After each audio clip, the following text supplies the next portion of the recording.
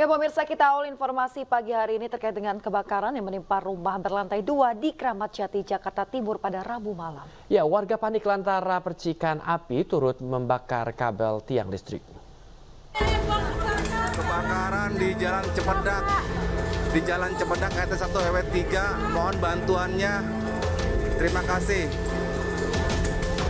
Dalam rekaman video warga, kobaran api dengan cepat menghanguskan rumah berlantai 2 di Jalan Raya Inerbang, Kelurahan Tengah, Kecamatan Kramat Jati, Jakarta Timur. Kabel tiang listrik yang berada di lokasi juga turut terbakar. Petugas mengerahkan 11 unit damkar untuk melokalisir api agar tidak merambat ke bangunan yang lain. Api akhirnya berhasil dipadamkan 2 jam kemudian. Penyebab kebakaran diduga akibat terjadi korsleting listrik. Kalau perambatan alhamdulillah karena ini bangunan permanen, jadi merambat ke kanan tidak ada, ke kirinya itu gang. Jadi alhamdulillah hanya rumah ini saja. Terus kendalanya juga jalan cukup sempit ya, dan di jalan raya tengahnya juga padat sekali, dan rumah ini ada di dalam lingkupan gang. Dugaan sementara api? Dugaan sementara kemungkinan besar diduga dari korsleting listrik. Iya. Tapi awal api muncul dari lantai 2, Pak? Iya, kemungkinan dari lantai 2 karena warga melihat api sudah membumbung di lantai 2. Tidak ada korban jiwa dalam kebakaran ini dan peristiwa ini masih dalam penyelidikan Polsek Kramat Jati. Dari Jakarta, Rizky Falupi, iNews melaporkan. Ya pemirsa, salah satu jenazah korban kebakaran kapal di Muara Baru diserahkan ke pihak keluarga. Jenazah yang diketahui sebagai mekanik tersebut akan dibawa keluarga ke kampung halamannya di Kupang, NTT.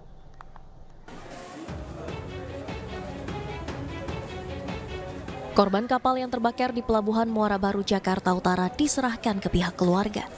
Almarhum adalah mekanik yang merupakan warga Kupang Tengah, Nusa Tenggara Timur.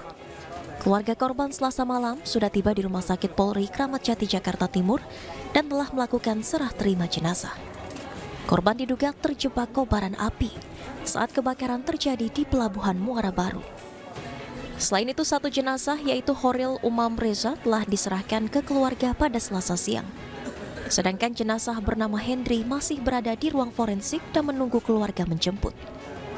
Dan omnya juga pas kejadian meledak kapal itu juga dia ada di lokasi, dan dia juga nggak sadar bahwa ponakannya di dalam. Ternyata ada temannya kasih tahu bahwa ada ponakannya di dalam lagi ngerjain mesin. Usai diserahkan ke pihak keluarga, nantinya akan disemayamkan di kampung halamannya di Nusa Tenggara Timur.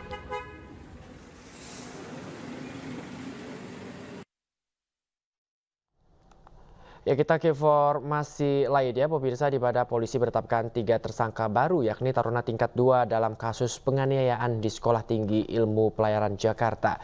Hingga kini total sudah ada 4 tersangka yang terancam hukuman 15 tahun penjara.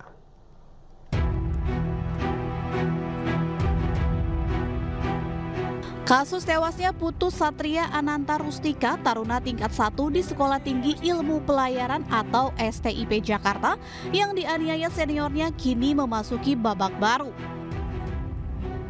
Usai gelar perkara kedua pasca prarekonstruksi, penyidik Reserse Kriminal Polresta Jakarta Utara menetapkan 3 tersangka baru. Mereka adalah senior korban taruna tingkat 2 di sekolah calon pelaut tersebut, yakni AKA alias K, WJT alias W, dan FA alias A. Penetapan ketiga tersangka usai polisi memeriksa 43 saksi, rekaman CCTV, dan hasil visum korban. Dari hasil visum korban ditemukan luka lecet pada bibir dan perut akibat benda tumpul. 3 tersangka itu menjadi atau mempunyai peran turut serta, turut melakukan, ya dalam konteks ini orang yang melakukan, yang menyuruh melakukan atau turut melakukan perbuatan itu. Barang siapa dengan sengaja memberikan kesempatan, daya upaya atau keterangan untuk melakukan kejahatan. Jadi memperlancar prosesnya peristiwa kekerasan eksesif. Bentuk 5556 ini adalah penegasan dari prinsip dari keturutsertaan dalam suatu proses pidana, ada kerjasama dan ada kerjasama yang nyata dalam perbuatan atau tindak pidana kekerasan eksesif. Saya rasa itu, terima kasih rekan-rekan.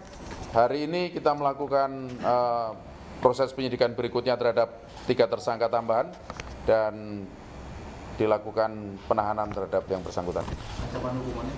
Ancaman hukumannya sama dengan yang konstruksi pasal kemarin ya. Hanya mungkin dari pembelaan atau ada pemberatan atau pengurangan tambahan karena 55 ya nanti. Ya 15 tahun penjara. Sebelumnya, polisi telah menetapkan seorang tersangka atas nama Tegar Raffi Sanjaya, taruna tingkat 2 yang merupakan kakak kelas dari korban. Motif penganiayaan tersebut merupakan arogansi seorang senioritas. Dari Jakarta, Irfan dan Pandu, iNews melaporkan. Pemirsa, pelaku pembakaran rumah dan mobil milik mantan istri di Majalengka, Jawa Barat menyerahkan diri ke kepolisian. Kondisi tersangka tertunduk lesu saat digiring polisi pada Kamis dini hari. Pelaku menyerahkan diri setelah dibujuk oleh orang tuanya.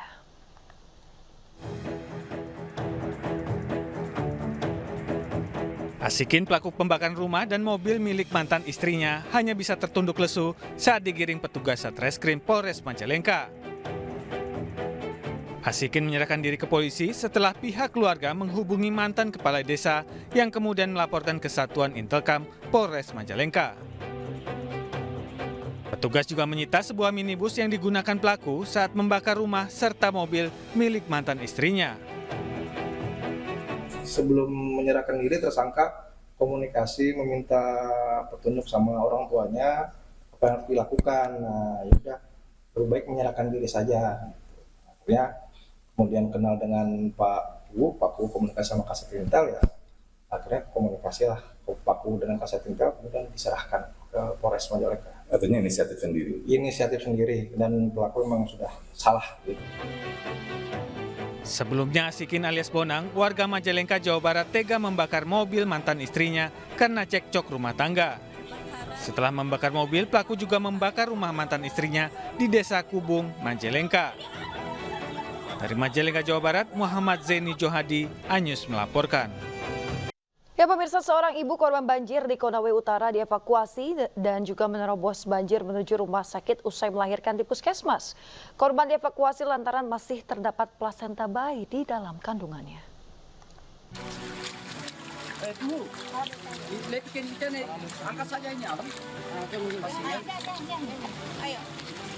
Beginilah kondisi Afni, 23 tahun, seorang ibu yang merupakan korban banjir di Desa Polpolora, Kecamatan Landawe, Konawe Utara.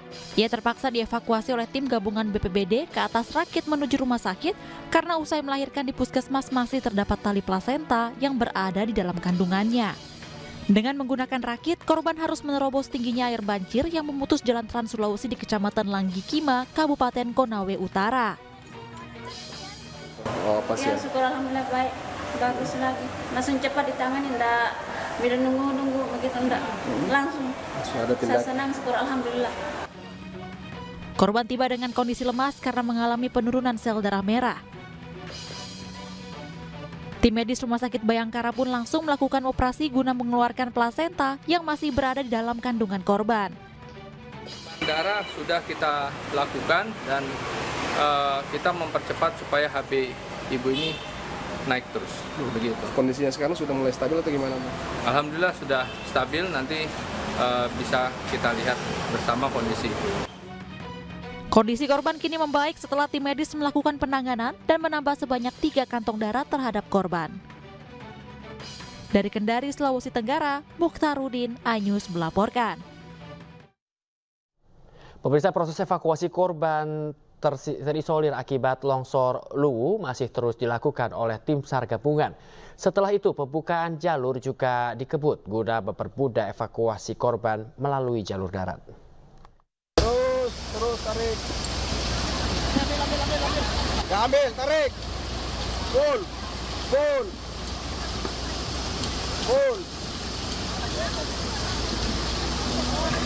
Lagi. Dengan metode flying fox dan perahu karet, tim SAR gabungan berhasil mengevakuasi warga yang terisolir di Kecamatan Suli Barat, Kabupaten Luwu, Sulawesi Selatan.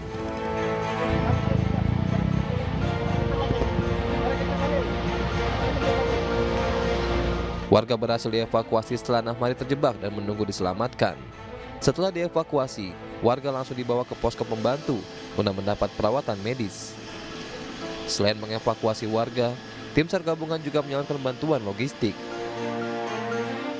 Proses pembukaan jalur di Kecamatan Latimojong juga terus dikebut dengan menurunkan 4 unit alat berat. Saat ini dimulai dari luar sudah ada 4 alat berat yang beroperasi untuk membuka akses jalan untuk yang akibat longsor ini. Kita sudah ada beberapa titik-titik yang sudah tertangani. Mudah-mudahan kita berdoa bersama setelah tertangani ini tidak ada lagi longsor susulan. Kemudian kita menargetkan secepatnya ini 1 minggu ini sudah bisa diakses. Berdasarkan data, sebanyak 16 desa dari 2 kecamatan, yakni Kecamatan Latimojong dan Kecamatan Suli Selatan, terisolir akibat banjir bandang dan longsor Luwu. Dari Kabupaten Luwu, Sulawesi Selatan, Nasruddin Rubak, iNews melaporkan. Kita ke informasi selanjutnya, pemirsa. Ratusan karyawan PT PRLI dan juga PT MPP kembali menggeruduk kantor Mahkamah Agung. Surat permintaan penggantian hakim telah disampaikan ke MA. Pihak MA bagian penerimaan surat atau pengaduan sendiri baru akan membuat memorandum terkait hal itu untuk melanjutkannya disampaikan. Maksud kami untuk selanjutnya disampaikan secara langsung ke Ketua Mahkamah Agung. Masa juga meminta MA melalui Badan Pengawas dan KY mengusut 3 hakim yang telah memutus PK tersebut. Putusan dinilai sangat janggal dan aneh karena jelas ada bukti putusan bertentangan dengan 2 putusan lainnya. Kita memfollow up kembali apa yang kita audiensikan kemarin hari Senin terkait permintaan kita untuk mengganti hakim yang mengadili atas nama Rahmi. Kita minta diganti karena Rahmi sudah memegang kasus yang sama di tingkat. Pemirsa, mantan guru besar Institut Pertanian Bogor dan rombongan mendatangi kantor Kementerian Agraria dan Tata Ruang Badan Pertanahan Nasional guna mencari keadilan. Pihak keamanan kementerian sempat bersitegang dengan kuasa hukum. Aksi ini terkait aksi dugaan mafia tanah yang mengambil lahan seluas 1,7 hektar. Kuasa hukum berharap pihaknya bisa beraudiensi dengan Menteri ATR, Kepala BPN, sebab kasus ini berkaitan dengan instansi tersebut sehingga hanya AHY dinilai mampu membereskan permasalahan. Kasus ini pertama kali dilaporkan ke polisi 7 tahun lalu. Kalau bisa kami berharap bukan hanya sanksi tegas yang diberikan tapi sanksi yang kejam. Karena untuk oknum seperti ini tidak pantas lagi dimanusiakan. Beri sanksi kejam. Nonaktifkan, miskinkan. Dan kami berharap kepada Kapolri dan Ditpidum untuk segera melakukan penahanan terhadap Mikael Waas dan buka Warka 2567 agar perkara Profi ini menjadi terang benderang. Terima kasih. Diduga melakukan tindak pidana penipuan dan pemalsuan dengan nilai kerugian sebesar 31 miliar rupiah, PT Sinar Bintang Samudra SBS melaporkan karyawannya. Terduga pelaku merubah legalitas kapal transportasi angkutan laut batubara. Pemirsa, PT Sinar Bintang Samudra SBS melalui kuasa hukumnya melaporkan mantan karyawannya atas nama Arfandi Susilo alias Ko Apek ke polisi karena diduga melakukan tindak pidana pemalsuan dokumen dan juga penggelapan yang merugikan perusahaan senilai 31 miliar rupiah. Surat laporan kepolisian Polda Jambi itu diperlihatkan oleh kuasa hukum PT SBS Ahmad Junaidi di Banjarmasin. Terlapor pada sekitar Januari 2022 telah diangkat PT SBS menjadi kepala cabang untuk mengelola kapal yang beroperasi di Jambi. Namun kapal berlegalitas Sinar Bintang Samudra justru diubah oleh terlapor dengan tulisan Felicia Bintang Samudra atau FBS. Dokumen lain milik SBS juga telah dipalsukan. Dari 10 unit tongkang pemirsa milik PT SBS sudah ditemukan di Batam dengan surat dokumen tongkang yang sudah berubah nama lambungnya. Sedangkan 6 unit tongkang lainnya masih dalam pencarian. Keseluruhan kita kan yang baru kita SBS telah melaporkan tepatnya pada tanggal 17 April 2024 di Polda Provinsi Jambi.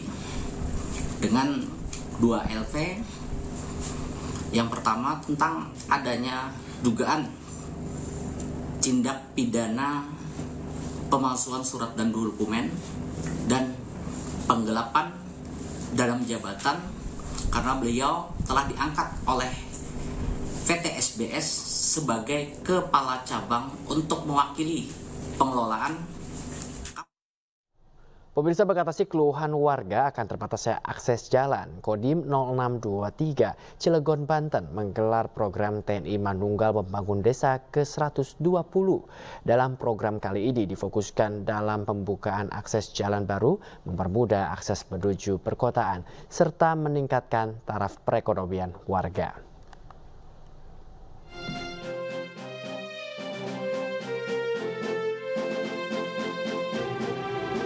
Program TNI Manunggal Membangun Desa (TMMD) dilaksanakan di Sumur Wuluh, Kelurahan Gerem, Kecamatan Grogol, Kota Cilegon, Banten. Pihak Kodim 0623 Cilegon langsung terjun ke lapangan, membuka jalan sepanjang 1,3 km dengan lebar 6 meter.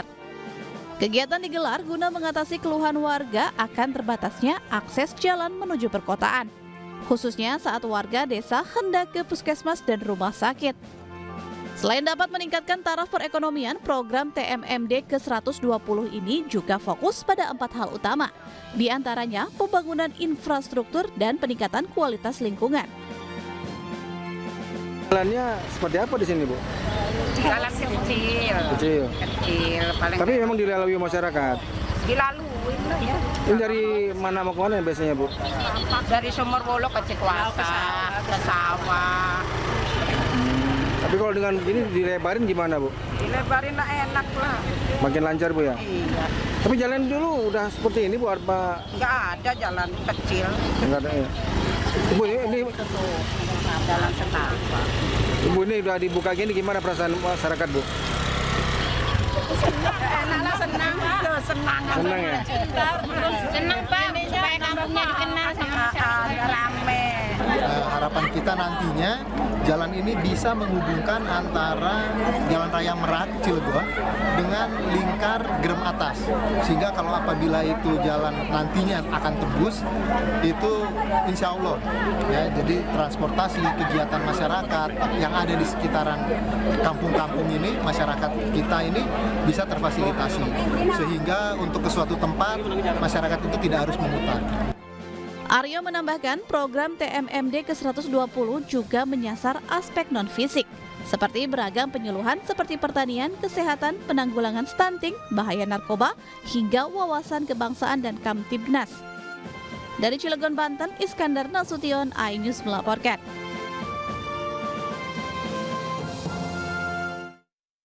Pemirsa, sampah biasanya menimbulkan beragam permasalahan. Namun di Cilegon, Banten, sampah justru bisa disulap menjadi bahan bakar pengganti batu bara dan juga aspal.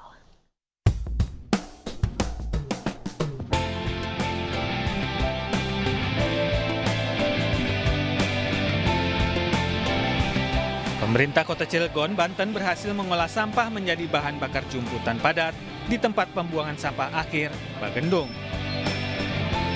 Setiap harinya, pabrik ini mampu menyerap 30 ton sampah pasar dan warga untuk dijadikan bahan bakar pengganti batu bara di PLTU Suralaya. Sementara itu, sampah plastik diolah menjadi aspal yang kini telah dilakukan pengembangannya. Kegiatan pengolahan sampah ini turut disaksikan 24 wali kota dan bupati dari 166 kabupaten kota dalam acara City Sanitation Summit 2024. Dan ini menjadi salah satu inspirasi serta motivasi bagi kami yang berada di kabupaten-kabupaten ingin juga suatu saat punya pengolahan sampah seperti Cilegon dan pastinya bisa bermanfaat untuk daerah, bermanfaat untuk masyarakat yang ada di sekitar sini, bahkan sampai untuk energinya nanti ya. Yang kami bikin ini, sampah Bagendong ini tidak menggunakan dana APBD Kota Cilegon. Ya, kami minta bantuan, dapat bantuan dari PLN, kemudian lagi dalam proses tadi Dirjen dari Cipta Karya juga hadir, artinya dalam proses lelang mudah-mudahan di akhir tahun ini. Jadi yang dibawa nanti kurang lebih 200 ton per hari. Diharapkan pabrik pengolahan sampah ini bisa dibangun di seluruh Indonesia sehingga mampu mengurangi efek pemanasan global. Dari Cilegon, Banten, Iskandar Nasution, iNews melaporkan. Pemirsa, Anda masih di News Pagi bersama saya Bayu Pradana dan rekan saya Yasmina Tania. Pemirsa, kita ke informasi lainnya, di mana diduga hilang kendali saat melaju kencang, mobil sport Porsche meluncur sehingga menabrak warung dan dinding kantor Samapta Polrestabes Medan. Polisi telah melakukan tes urin kepada pengemudi.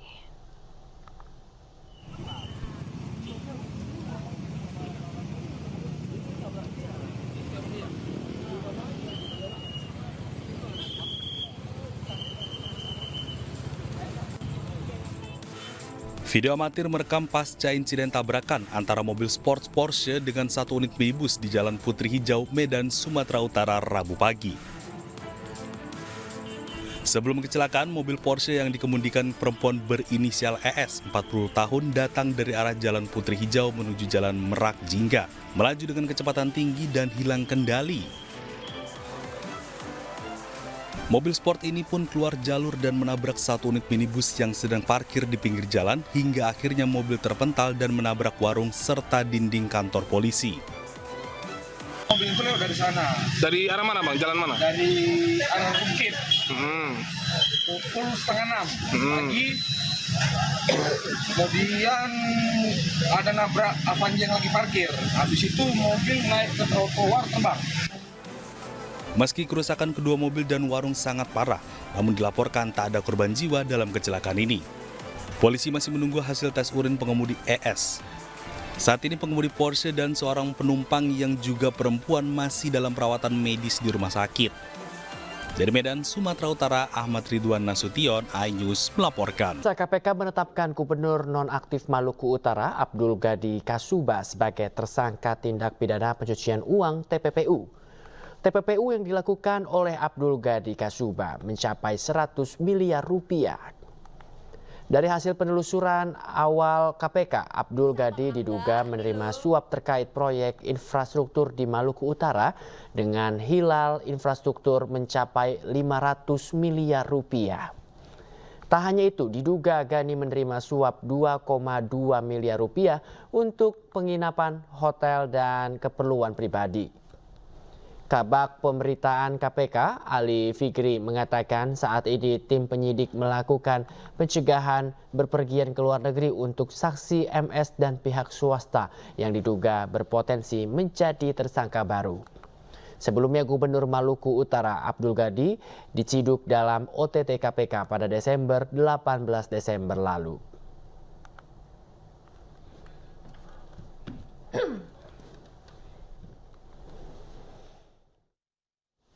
Pemirsa, KPK menetapkan Gubernur Nonaktif Maluku Utara Abdul Ghani Kasuba sebagai tersangka tindak pidana pencucian uang atau TPPU. TPPU yang dilakukan oleh Abdul Ghani Kasuba mencapai 100 miliar rupiah. Maluku Utara, Gubernur Maluku Utara AGK, itu perkaranya sudah dilimpahkan di Pengadilan Tindak Pidana Korupsi, di mana tim jaksa mendakwa tersangka atau terdakwa ini dengan pasal penerimaan suap kurang lebih 5 miliar dan juga 60.000 dolar Amerika serta juga penerimaan dugaan gratifikasinya 99,8 miliar dan juga 30.000 dolar Amerika. Kejanggalan predikat wajar tanpa pengecualian atau WTP Kementerian Pertanian pada era Syahrul Yassin Limpo akhirnya terjawab. Saksi dalam sidang dugaan korupsi Syahrul Yassin Limpo menyebut adanya permintaan sejumlah uang dari auditor BPK agar memperoleh penilaian WTP.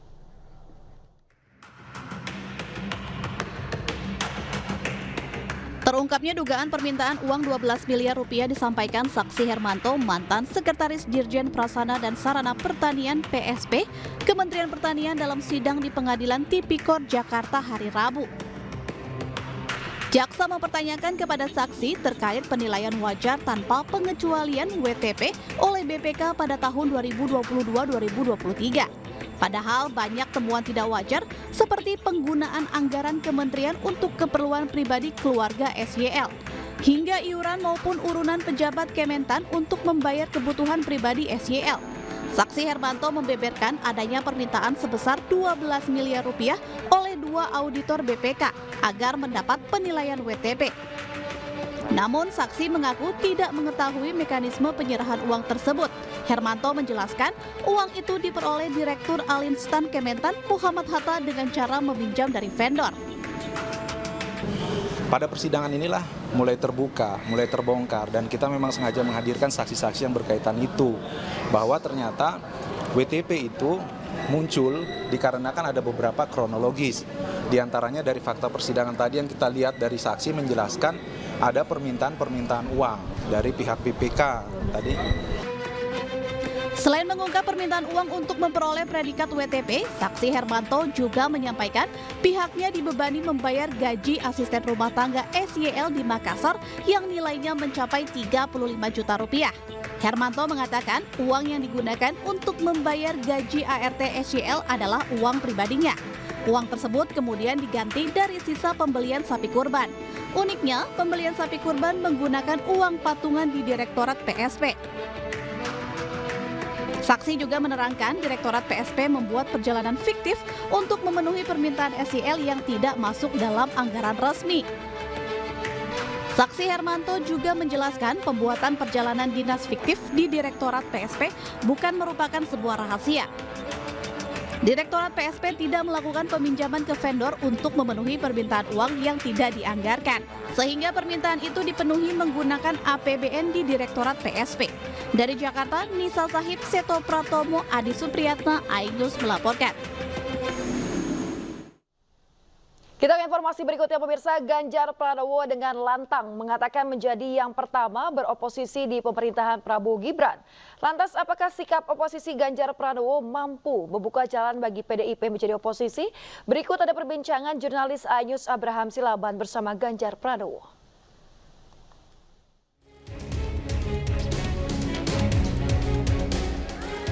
Calon Presiden Pemilu 2024 Ganjar Pranowo menegaskan tidak akan berada di dalam pemerintahan Presiden dan Wakil Presiden terpilih 2024-2029 Prabowo Gibran.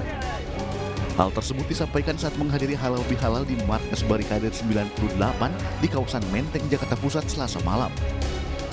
Selain sebagai bentuk penghormatan kepada pemenang pemilu, hal tersebut juga untuk menunjukkan sikap kepada publik jika sebuah kontestasi politik bukan sekedar bagi-bagi kursi, tetapi ada nilai yang harus dipertahankan. Saya tidak akan berada di dalam pemerintahan. Ini sebagai sebuah penghormatan saya kepada pemenang dan menunjukkan sikap kepada publik, kami tidak di pemerintahan. Dan Pak Hasto menyampaikan bahwa ini inline dengan sikap dan suasana kebatinan partai. Tapi partai nanti tentu akan memutuskan pada saat di Rakernas nanti. Dan itulah pendidikan politik yang mesti kita berikan kepada masyarakat bahwa dalam sebuah kontestasi tidak hanya sekedar berebut kursi dan dibagi-bagi, tapi ada value, ya, ada program dan ada sikap yang bisa kita berikan pada publik. Itu intinya. Sementara itu, Sekjen PDIP Hasto Kristianto mengaku menghormati sikap yang ditunjukkan Ganjar. Namun terkait sikap PDIP akan diumumkan setelah hasil rapat kerja nasional apakah akan berada di dalam atau di luar pemerintahan. Sikap politik PDI Perjuangan apakah berada di dalam atau di luar pemerintahan itu akan dibahas di dalam rapat kerja nasional. Tetapi konstitusi partai menegaskan bahwa itu merupakan kewenangan dari Ketua Umum PDI Perjuangan. Yang dimaksudkan oleh Pak Ganjar Pranowo bahwa beliau tidak akan bergabung untuk menjadi salah satu menteri di dalam jajaran pemerintahan yang akan datang. Tentu saja sikapnya kita hormati dan PDI Perjuangan sangat konsisten di dalam membangun demokrasi yang berkedaulatan rakyat. Meski oposisi, namun Ganjar Pranowo tetap menghormati pemerintahan yang baru dan akan melakukan kontrol dengan cara yang benar. Statement Anda menarik ketika Anda mengatakan bahwa politisi bisa mati berkali-kali. Dan ketika bangkit kembali, Ganjar memilih untuk beroposisi. Bisa cerita sedikit, Mas? Ya, ada dua terminologi ya. Satu saya sampaikan, saya tidak akan berada di dalam pemerintahan ini. Lalu orang lain menerjemahkan oposisi dan kemarin ada yang berkomentar bahwa Indonesia tidak ada sistem oposisi begitu. Jadi saya menyampaikan, meluruskan diksi ini bahwa saya tidak akan berada di dalam pemerintahan. Biar clear dulu. Setelah itu, yang kedua tentu saya menghormati pemenang.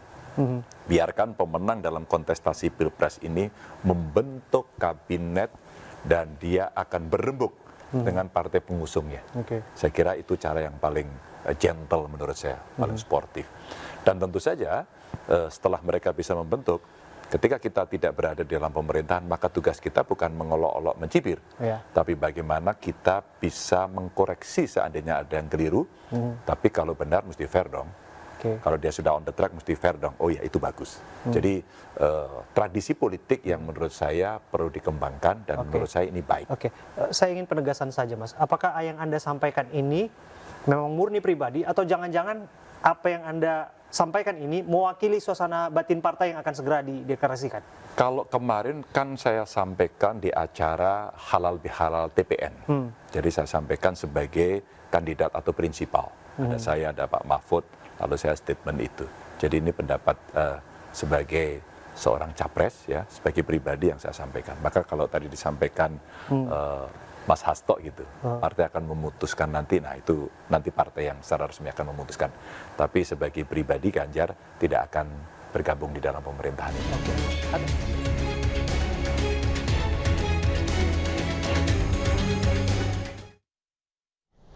Pemirsa, informasi lainnya, di pada libur panjang kenaikan Isa Al-Masih di ruas tol Jakarta Cikampek kilometer 12 Kota Bekasi, Jawa Barat mengalami kepadatan. Libur panjang kenaikan Isa Al-Masih memanfaatkan sejumlah warga untuk berlibur ke luar kota, pemirsa. Sejumlah kendaraan ruas jalan tol Jakarta Cikampek terpantau melaju dengan kecepatan 5 hingga 60 km per jam. Selain mobil pribadi, terlihat sejumlah kendaraan truk dan bus turut memadati ruas jalan tol. Untuk mengurai kemacetan, terlihat petugas kepolisian patroli jalan tol diterjunkan untuk mengatur lalu lintas.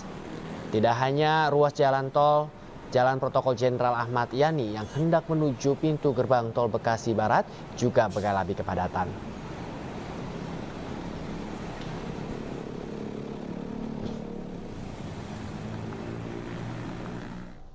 Dan pemirsa, untuk mengetahui informasi terkini dari stasiun Pasar Senen, kami sudah terhubung dengan rekan Ayu Pratiwi di sana. Selamat pagi Ayu Pratiwi, seperti apa kondisi di sana? Apakah ramai akan warga yang ingin berwisata?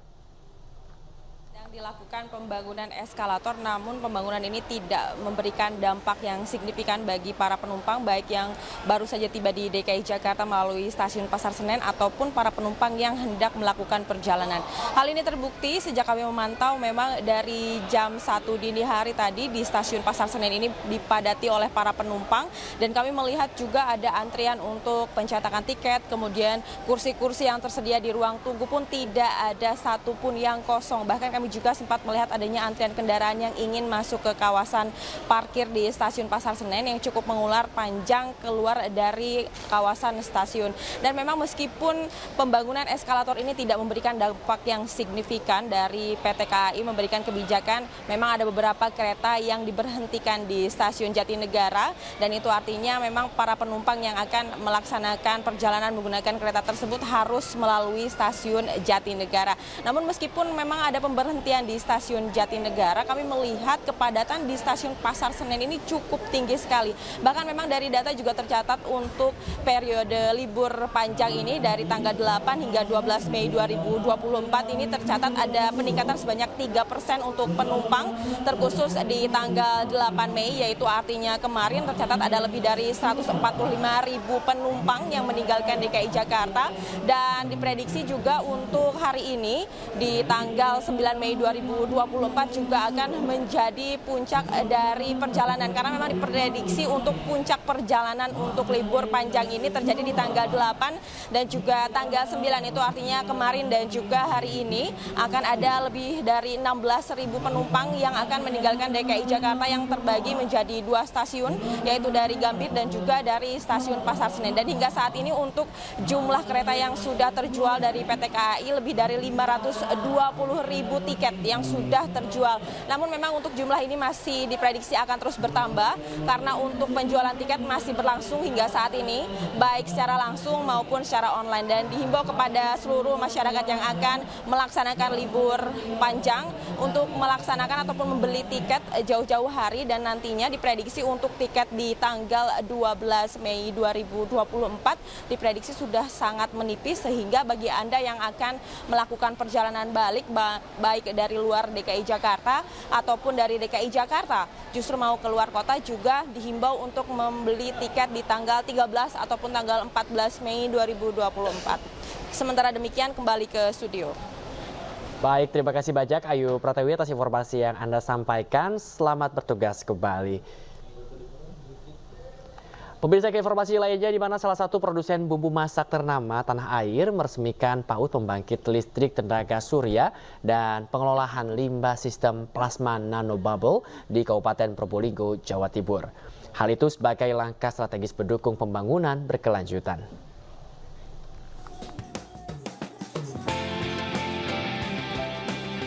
PT Sasa Inti menghadirkan serangkaian langkah strategis dalam mendukung pembangunan berkelanjutan yang dilakukan pemerintah sebagai komitmen jangka panjang perusahaan terhadap tanggung jawab sosial dan lingkungan.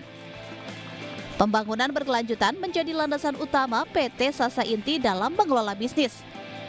PT Sasa Inti akan terus berinvestasi dalam proyek-proyek yang memberdayakan masyarakat setempat. Dalam kesempatan ini, PT Sasa Inti meresmikan PAUD Among Putra, pembangkit listrik tenaga surya PLTS dan pengolahan limbah sistem plasma nanobubble PNB di Gending, Kabupaten Probolinggo, Jawa Timur, yang dibuka langsung oleh PJ Bupati Probolinggo Ugas Irwanto dan CEO PT Sasa Inti Dr. Rudolf Chandra. Salah satu yang dilakukan oleh PT Sasa Inti dengan CSR-nya dari 3 item itu, mulai dari gedung TK PAUD, terus tenaga surya, terus pengelolaan limbah yang sudah mulai profesional. Saya pikir ini sesuatu hal yang sangat bagus, sangat baik, karena paling tidak urusan limbah sudah tidak lagi masyarakat dirugikan. Adalah bagian dari komitmen PT Sasa Inti terhadap pembangunan berkelanjutan. Dalam hal ini untuk lingkungan, baik itu lingkungan hidup maupun lingkungan masyarakat. Nah, ini semua sejalan dengan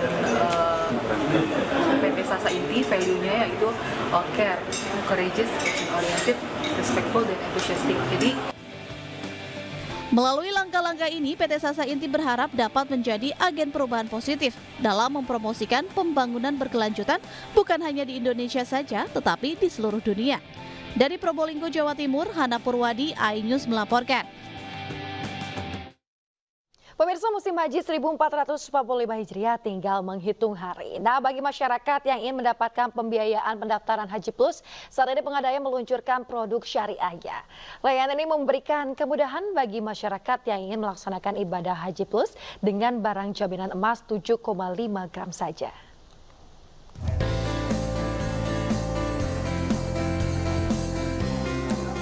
Pembiayaan porsi Haji Plus oleh PT Pegadaian memudahkan masyarakat guna mendapatkan dana untuk pendaftaran porsi haji khusus dengan barang jaminan berupa emas 24 karat seberat 7,5 gram. Sementara untuk jangka waktu pembiayaan yang ditawarkan mulai dari 12 hingga 60 bulan. Produk Pegadaian Syariah pembiayaan porsi Haji Plus ini memiliki masa tunggu sekitar 5 hingga 7 tahun. Hal ini berbeda dengan haji reguler yang masa tunggunya bisa sampai puluhan tahun sesuai dengan daerahnya. Membawa 7,5 gram, kemudian nanti akan persyaratannya cukup KTP, barang agunannya 7,5 gram, itu sudah mendapatkan validasi persyaratan mendaftar gitu. Nanti akan dibantu oleh perbankan syariah, dibantu oleh teman-teman dari travel untuk memilih paketnya.